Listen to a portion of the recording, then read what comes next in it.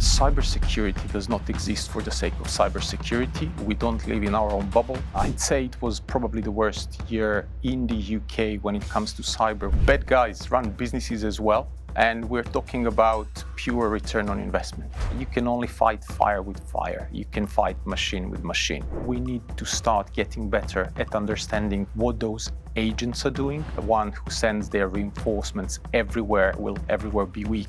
Putting, numbers relevant to vulnerabilities in front of boards doesn't really make much sense. We need to be smarter about those things.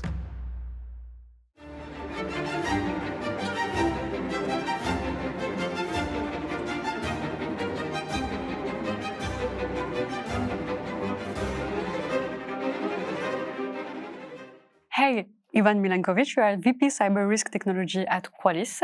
Very happy to have you today with us on Risk Intel Media. Tell me a little bit about you. So first and foremost, very happy to be with you. Thank you for the invite. Right, something about me. Almost 20 years, if not a bit more, in the industry. Makes me feel a bit old. But I joined Qualys on the back of the fact that I actually used to practice many of the things that I'm sort of trying to pass on the message today. So I'm coming from a CISO background. Okay. And in my current role, I talk to CISOs and other important executives in the organizations about how to do cyber risk management properly.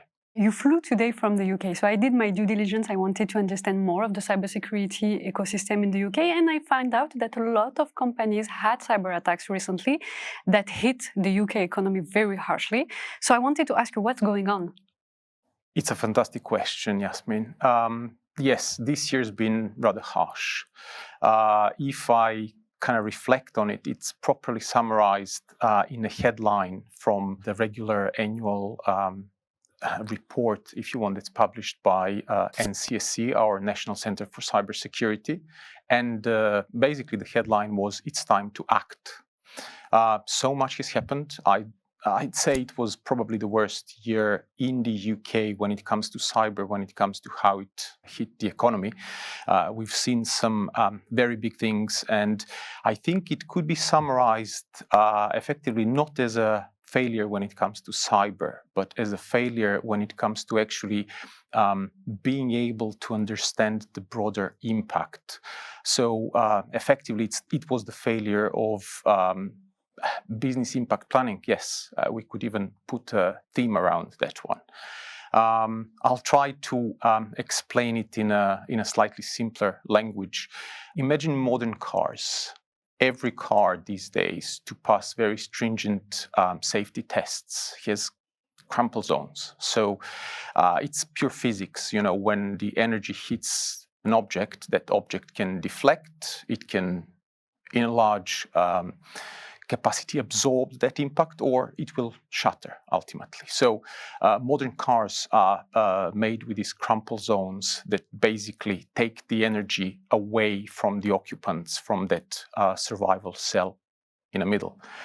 And I think that was one of the biggest challenges we've seen, simply because people didn't properly understand how far-fetching some of these incidents could be.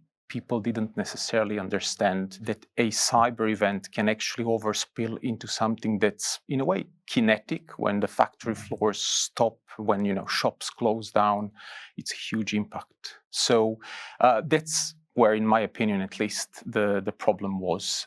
We just didn't understand, as I said, how far-fetching some of those things can be.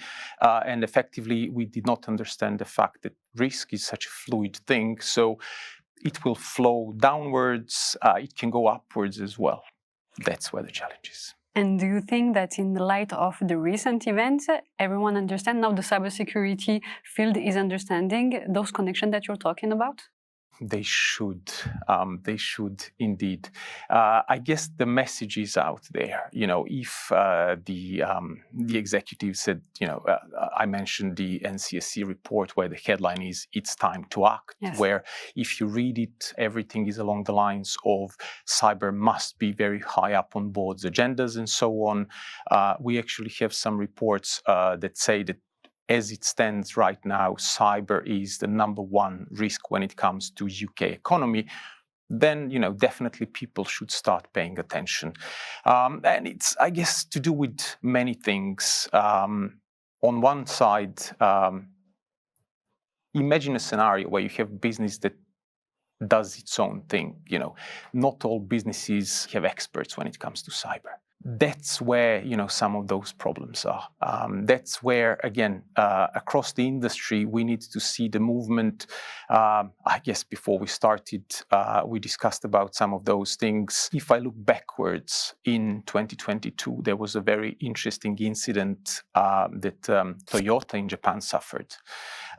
It was an incident where one of their suppliers got hit by ransomware, and that effectively, because of how the entire industry operates and their just-in-time model, that caused them to effectively cease production for a whole day across 14 factories. In 23, we had another very interesting incident in the UK. It was a mid-sized logistics company. So imagine a company that that hauls goods and stuff from one place to another. So, lorries and warehouses and that sort of stuff. And they experienced cyber event, again, ransomware. Company went out of business. Again, I'm not going to unpack each and every incident we had this year in the UK, but there's definitely an underpinning theme that should tell every business leader there is something that they need to look at very seriously. And ultimately, we as security professionals need to be in a position to be able to explain to the businesses what and how needs doing. My big mantra is, something people definitely need to understand is cybersecurity does not exist for the sake of cybersecurity. We don't live in our own bubble. We exist for the sake of supporting the businesses we work for.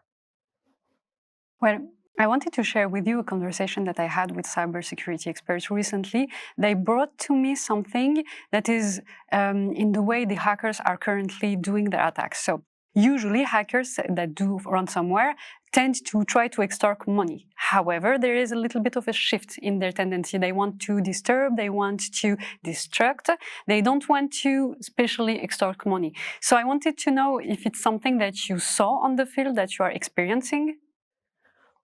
Definitely. Thinking about it, bad guys run businesses as well, and we're talking about pure return on investment. Obviously, ransomware was and still is a big threat, but let's not forget the fact that businesses learn from it. Thankfully, everybody's getting better at doing proper backups, testing things, effectively removing big part of the problem when it comes to how ransomware used to effectively affect companies. So it's quite normal to see that shift. It's quite normal to see when, you can't effectively extract money from a company by encrypting their systems, you're going to try and do something else. So we see a different type of weaponization. We see, those cases where effectively they stop businesses, and ultimately that leads to, if production is down, if, again, in a recent case in the UK, if you consider the financial impact, and we're talking about something in a range of 50 million pounds a day, which is absolutely very huge amount, it's probably much, much easier to extract something out of it. So yes, bad guys are, capitalists. Yeah.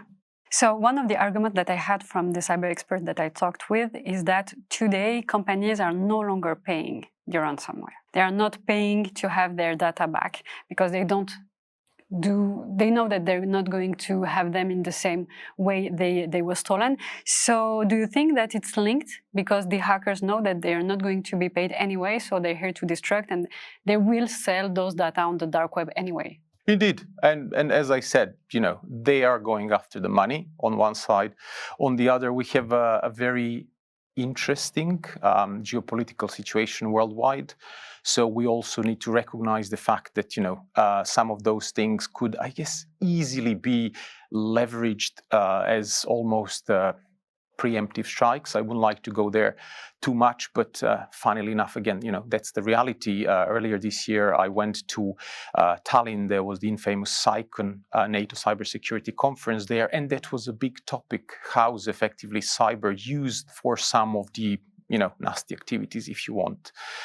So thinking about that, thinking about the fact that, again, as I mentioned, even NATO is kind of considering what and where the boundaries between cyber and kinetic are, and the fact that we have a very active theater of cyber war. Yes, those things are, quite, I guess, they're quite here, they're quite now, they're quite something that we need to pay attention to.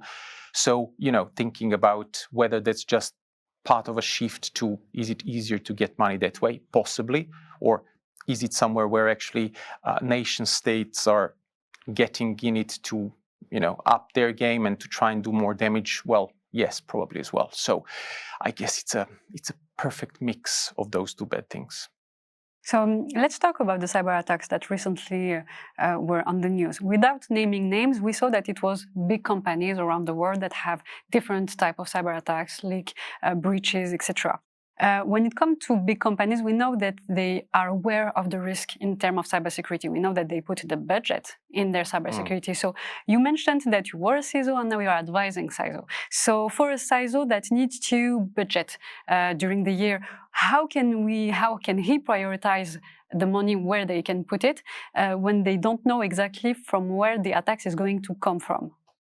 I would like to partially challenge that what you said.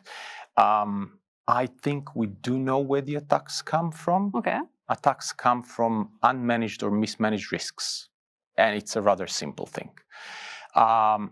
Putting my old CISO hat on,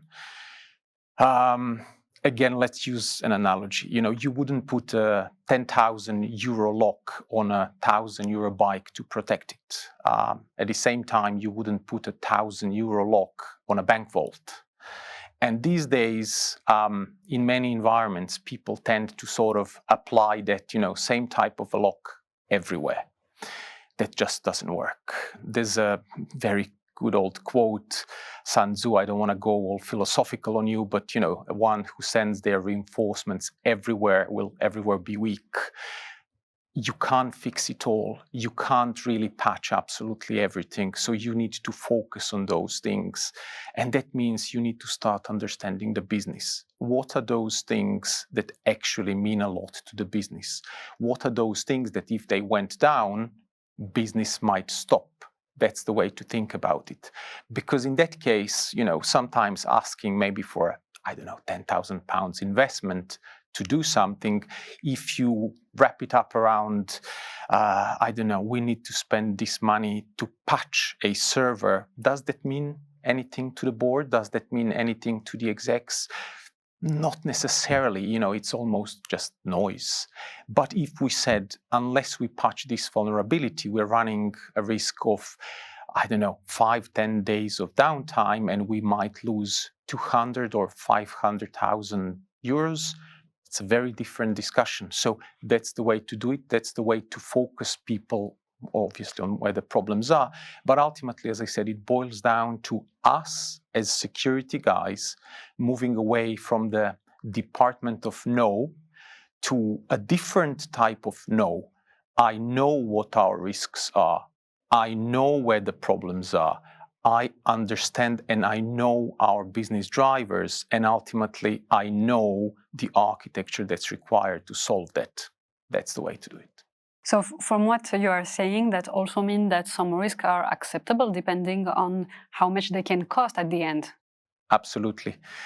Again, it's a business decision. Yeah. When I think about it, and that was always the case where our, biggest role as security professionals is to help businesses make those tough decisions. Again, why would someone invest 1,000 euros into a security solution versus put 1,000 euros into something to improve the production? That's what the business leaders are faced with. That's what we need to help them with. So, there's no other way to actually think about it. I wanted to talk about Anthropic report. Maybe you heard about it. Yeah. A very interesting one, yes. So from this paper, they seem to say that you have Chinese cyber hacker that carried out a fully autonomous attack, which is, if it's true, one of the first in the kind. Well, a lot of people in cybersecurity weren't very convinced of it. So I wanted to have your input. Do you think it's true?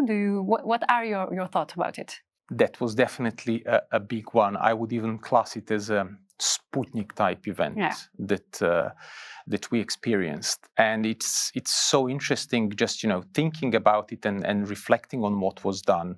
We know that there were some guardrails in place. We know obviously that the system by default wasn't supposed to do anything like that. But for me, the scariest part is not that some damage was done, but effectively the fact that a threat actor could convince the system to do a whole range of things, starting from reconnaissance, basically weighting the targets and figuring out what are those targets with the biggest value, creating the exploits, exfiltrating data. So it was effectively the entire kill chain. And then what makes it scary is that entire kill chain was executed not, within days or whatever. No, we're talking about minutes and hours, possibly. So what we have on our hands is effectively a cyber attack that happens at machine speed. Again, the challenge there is, if we keep responding at human speed to the attacks at machine speed, I think it's very evident where the problem is. Well, this is my next question, because how do we do on our side, on the defense side? Do we have, for example, autonomous AI that can scan the system and tell you preemptively that there are vulnerabilities and those are going to be used? Look, we do and we must. There is no other way to put that. When you consider, as I said, what's going on and the fact that we now have attacks at machine speed, you can only fight fire with fire. You can fight machine with machine. So we must turn to agentic AI for protection. At Qualys, for example, we recognize that our flagship platform supports agentic when it comes to helping people do certain things, validate where the problems are, look at proposing the right solutions to effectively address those problems that can affect the company in the worst possible way, as well as even, of course, if someone wants to do it right here, right now, completely automatically remediate most of it. So in a way, I'm not saying here that we have, a silver bullet solution for everything. What I'm saying is that people have a choice. And what I'm saying is that across the board, everybody should be thinking about the fact that there's so much stuff that needs doing.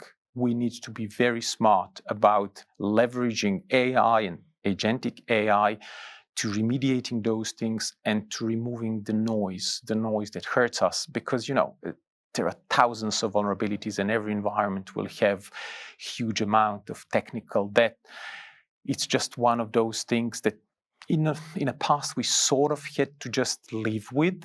But again, as I said, we can get much better at it. We can be smarter about it. We can actually employ agentic to remove the noise. Just to leave you with an interesting stat, out of all the vulnerabilities that are known to us thus far, it's probably around 1% only that's actually effectively used and leveraged in attacks, and that's kind of properly, if you want, nasty when it comes to affecting companies. So if you have something that can pinpoint that stuff, that can really put the magnifying glass over that 1%, that can only be beneficial, no? I do understand your point and I agree with you. However, some might say, do we really need to create something that might in the future go in the hands of the cyber criminal? I'm not going to say might. I will say no, that already happened. We discussed the Anthropic incident. Yes. That's it. Effectively, if you can nudge AI to waltz around guardrails and do certain things, we are talking about something that happened. So, that's not new.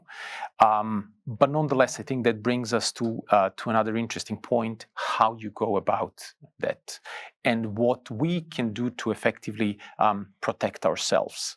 One could argue when we talk about good old-fashioned OSI networking model and the infamous 7 layers of it. Don't worry, I'm not going to go through all of them. But, typically layer 7 was the application layer. So we are talking about, things such as web traffic and database traffic and this and that. Relatively recently, people cheekily started adding human onto that model as a layer 8. What I'm going to suggest here is that we definitely have 7.5 on our hands, and that's agentic. That's something that almost sits between that application layer and the human layer. And we need to learn how to start addressing it. We need to learn how to start looking at those things and being able to anticipate and manage risks as well. If I sort of reflect on, good security solutions that we started having relatively recently, not necessarily, the last couple of days, but what was the thing over the last 5, 6, 7 years, we started getting into that user behavior analytics.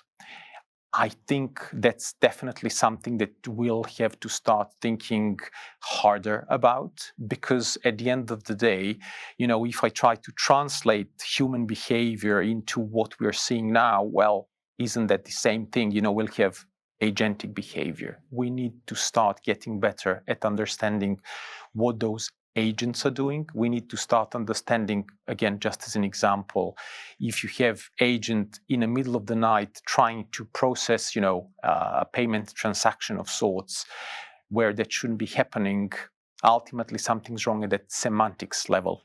So this is the stuff we need to get on with. That's the stuff we need to start looking at the semantics. We need to start looking at how that changes our risk posture and how we're able to effectively protect from those things.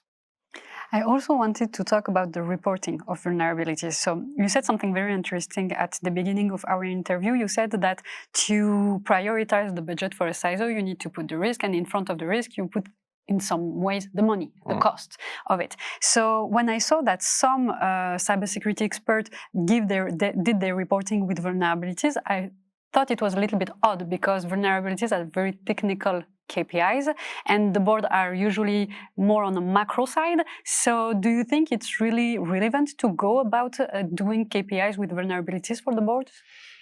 I would say that's a big, big no-no. Yes, some of us, as in security professionals, might be lucky enough to have good allies in boards and to have people that possibly understand some of those things. But putting, numbers relevant to vulnerabilities in front of boards doesn't really make much sense. Saying that you have, 1,000, 5,000, 100,000 unpatched vulnerabilities doesn't necessarily mean anything. We should be feeding those guys risk. Boards eat risk for breakfast. They're used to deal with all sorts of other risks, geopolitical stuff, financial risks, and so on and so forth. Cyber industry is coming late to the game, and we really need to become better at it. And let's not forget, money is the language of business. So unless we are actually able to translate that for them, we won't be seen as the right sort of partners around the table.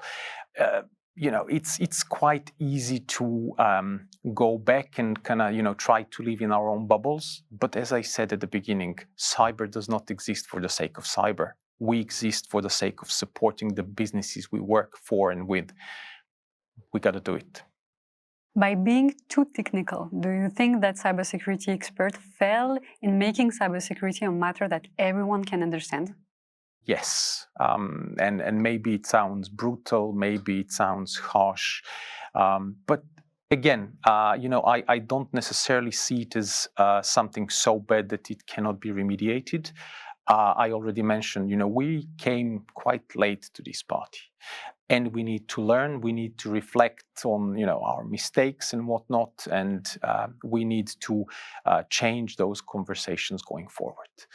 Everybody needs to understand that, of course, there is a huge technical component, and when we talk about all those, various threats and how they can manifest and where the problems are, and the fact that technology is effectively exploding. We live in very, very interesting times where you have something new almost on a daily basis. It's hard not to do it in that way. But again, that's the fine balance is, and we need to be able to do it because, again, at the end of the day, let's not forget about what businesses are doing. And let's not forget about the fact that although many of us, we are technologists at heart, but ultimately we need to be able to supply the people that, make those tough decisions the right information. That's our job. What you said is very true. Technology is exploding and you have a multiplication of tools on the market. And one of the CISO that I was talking with told me that he had 45 different tools in cybersecurity. He was managing all of that. Isn't it a little bit hard to manage that many solutions at the same time? Let me tell you something interesting. That guy is lucky. And I say that because there are studies that show that on average, we have in large enterprises on average 76 different tools and screens that people need to be looking at. So yes, it's madness. I would call it a shiny toy syndrome. And the industry doesn't help when I think about it, cyber industry that is, because every time we see a new problem, we tend to invent a tool for it. We tend to even invent an acronym relevant to it. So you deal with this soup of things, and just living in that sort of an ecosystem can be a huge problem. Imagine a poor security analyst that has to switch from a system to get the information, to try and put that in a context, to bring it together, to correlate different things. Yes, not a nice place to be. I'd say we definitely need to change. I'm not suggesting here that companies need to start ditching those security solutions. Don't get me wrong, sometimes there are very good reasons why you would have many of those solutions. Again, just as an example, and on the back of technology explosion that we were talking about, we now have every company will have a variety of environments. Some might still have a legacy stuff, on-premise things. Many will have huge estates in various clouds. Somehow you need to, manage all of that. Somehow you need to understand all of the stuff that's there. Yes, of course, I almost forgot. Many will have, operational technology as well. So we have, OT, we have IoT. Again, many consoles will probably for quite some time be our reality. What we mustn't do, however, is leave it like that. What we have to do is try and bring it together at the right level. And I'm not talking about what a few years back, probably all security experts would claim to be in nirvana. Bring it all together, bring all data in one place, manage it centrally, whatever. No, that's impossible because sometimes, we even have physically separated environments and we must maintain those various environments. But the way to do it is to bring together all those risk signals. The way to do it is to bring together the information that actually helps us manage those risks. And again, that's why at Qualys, we effectively coined up this new thing that we refer to as the Risk Operations Center. So unlike the Security Operations Center or SOC that, yes, you still have to have and you still need to use when things go bad, that's probably the quickest way of containing and remediating the problem. The Risk Operations Center should be on a front end of it. That should be that one layer, if you want, that translates all of those technologies and technical signals into what that means effectively for business at the top. So we are advocating for that translation layer, if you want. And if I had to explain to someone, how are they different and why you need both, think about it like this. Again, I'll use the car analogy. Your SOC is almost like all the time looking at your rear view mirror. So you're observing things that already happened. You're trying to figure out whether someone managed to break in. You're trying to figure out how far they got. You're trying to figure out if they've left any breadcrumbs behind, so you can, contain that and remediate things. Whereas, unlike, looking in the rear view mirror, your ROC is giving you that forward look, which is those are the things that you need to change. Those are the things that you need to prioritize so that effectively any impact is minimized or it doesn't happen. It's almost like, someone breaks into your house, you're trying to figure out if and what they stole, rather than, ROC in that case would be, well, actually, let's make sure that we lock the front door. I heard of a new concept. It was my first time hearing about alert fatigue. I don't know if you heard about it. From my understanding, it means that cybersecurity experts and companies may have too much data to process. Is it true? 100%.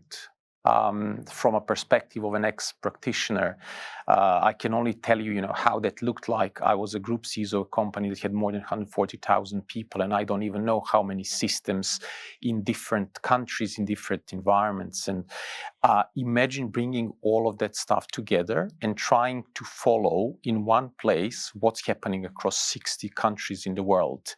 Alert fatigue? Yes, absolutely yes.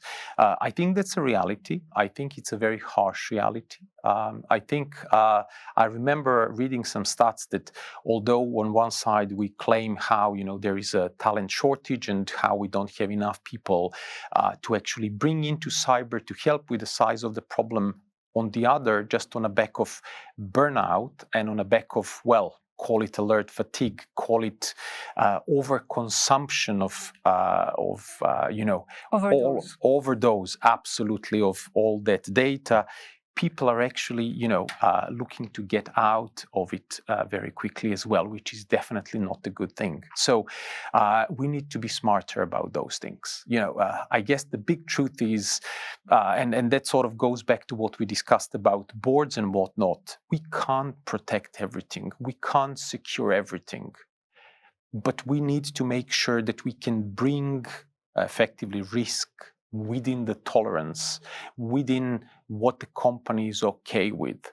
And to do that, certainly there's a big of a gap between, as I said, everything on one side and those things that definitely need doing on the other. So again, we need to become smarter at bringing those two together and making sure that people genuinely can focus on what matters. Hopefully that helps. So this is my last question. Let's try to guess the future. For you, Ivan, what is the big next innovation in terms of cybersecurity? Another great question. It actually might not be just this, but for the sake of our discussion, which was lovely so far, I'm going to try and contain myself. I see the next big thing, again, expanding on what I told you about our concept of a risk operations center. It's something that we already started doing, which is adding identity. But in this case, we need to go further, and it's not just adding the human identity, but adding agentic identity as well, being able to effectively observe and monitor the behavior across the board, understand what's going on, being able to properly understand all the business factors that we have to think about, being able to start from the simple, what are my assets and where my assets are. And I'm not just talking about, which IPs we have on the network. I'm talking about, in business terms, how something maps onto, your revenue, or how something maps onto your production floor when we talk about factories. So again, having the information about all possible threats and whatnot, being able to understand the identities, being able to understand non-human identities, that's not necessarily future. As I said, that's something that we are looking at right now, but that's something that businesses need to start, thinking about sooner rather than later, because of course you always do have a bit of time from maybe a new product coming up to actually how you implement all of that, how you can consume it, how you can productionize all of those things. At the end of the day, how do you properly end-to-end operationalize your risk management? And again, that's why we're trying to bring people together. That's why our big thing is our ROCon conference for EMEA that we do springtime. It's not only about our risk operations center, it's about effectively a very large community where people can come and discuss those things and figure out what are the best ways of them effectively managing their risks. Well, thank you very much, Ivan. You brought a lot of insight to this show today, and I hope all the viewers will be as interested. Don't hesitate to like and comment, and you can find Ivan, obviously, on LinkedIn for more information. Thank you. Thank you very much. It was a pleasure. Qualys is hosting our annual conference in London on 22nd of April. We bring together a community with a shared mission to treat cyber risk as a business imperative, not just a technical problem. This free event features leading voices covering the strategy, technology, and processes required to secure the modern enterprise. We will show you how to optimize and improve your continuous threat exposure management, how to leverage agentic AI, and how to create robust risk management practice. Quantitative approach through financial clarity transforms board risk reporting and CFO risk communication, thus helping you secure the right cyber insurance and prioritize risk remediation beyond simple patching.